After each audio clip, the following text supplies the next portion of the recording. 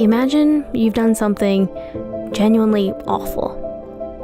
All your friends, family, and society agree it's awful. At first, you don't see it as awful because you had your reasons. You believe it was justified. But the more you think about it and listen to others, you finally come to the crushing reality that you are truly guilty. Guilty of something awful. Is there any way to get the stain of awfulness removed, or are you condemned to live the rest of your life as the one who did something awful? One approach would be to adopt a worldview that says, good and evil don't really exist. It's not hard to find philosophers who would agree with you. Taking that approach, you might be able to convince yourself you were in the clear, but it would be doubly hard to convince everyone else, especially those who suffered from your awful deed. While some worldviews hold that good and evil are simply social constructs, let's face it, the idea doesn't match our experience. From racism to rape to thievery and exploitation, jealousy, murder, human trafficking, deception, hypocrisy, and arrogance. It's not hard to come up with a list of awful things human beings commit. And all of them qualify as genuinely wrong in a very real way. When awful acts are committed, most of us can feel the sense of justice well up within us that says someone should pay a price for that. Most of our stories, and especially TV shows and movies, run on this plotline. Good person is opposed by a bad person. The bad person is the one who does all kinds of awful things, usually with a really awful attitude. By the end, you want the bad person to pay a price for being bad. A good story ends when the good person triumphs over the bad person. We're very creative on how we deal out justice to our bad guys. And it's not just in our stories. We see it in real life. Although we debate what kinds of punishment should be handed out to criminals, we all agree that something should happen. It's hard to imagine a world where the attitude to truly awful actions was something like, well, as long as you say you're sorry, no harm, no foul. That doesn't feel like justice. It feels superficial and disrespectful.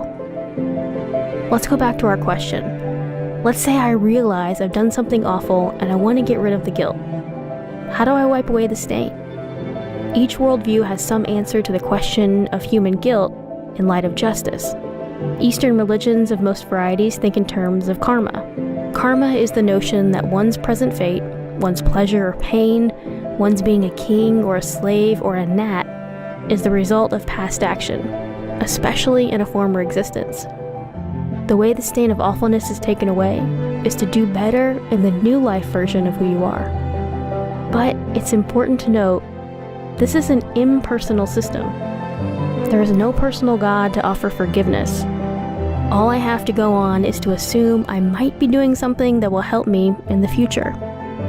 If we view life as nothing more than material things like atoms and molecules, the problem becomes even more, problematic.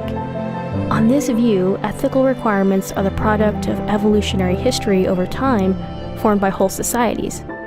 Society defines what is right, condemns what is wrong, and therefore can give out or withhold forgiveness. That raises a few questions. 1. If our brain cells are the product of impersonal, natural forces, who or what gives society the right to define right and wrong? After all, societies are simply large collections of individuals. 2. Throughout history, whole societies have participated in awful things. Who defines good and evil for them? 3. What if society decided to not grant forgiveness? Does that mean I am irredeemable? Islam takes a more personal approach. One Muslim website put it like this: if one repents sincerely and follows it up with righteous deeds and believes, then God promises them heaven and tells them that they will never be wronged. God holds no grudges. There is always a chance. Islam is a religion of hope. Our Muslim neighbor is glad to do all he can in order to measure up on the last day. And he knows that Allah is good. But the one underlying problem is, He cannot erase the question mark that always hangs over him when it comes to his eternal destiny and final judgment. Did I measure up or not? How can I know? John the Baptist is attested by history and viewed by Islam as a prophet, and was respected in his day as a great man of God.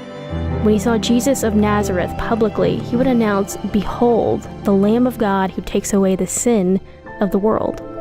In the Jewish context of the first century, where life happened in the shadow of the great temple of Herod, where lambs were regularly offered as sacrifices for sin, it would have conjured up a vivid image in everyone's mind. It said simply, "I've done something awful. I deserve to pay for the awful thing I've done, but instead, someone will stand in my place.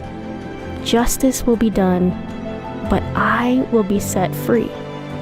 Enter the cross. On the surface, the concept seems primitive, but if we think about how life really goes, we will see that it's not such a primitive idea after all. How is justice honored and forgiveness offered at the same time? The cross answers the question.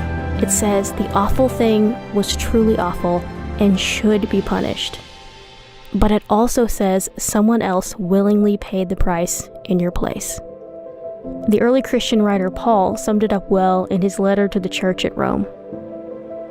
God demonstrates his own love for us in this: while we were still sinners, Christ died for us.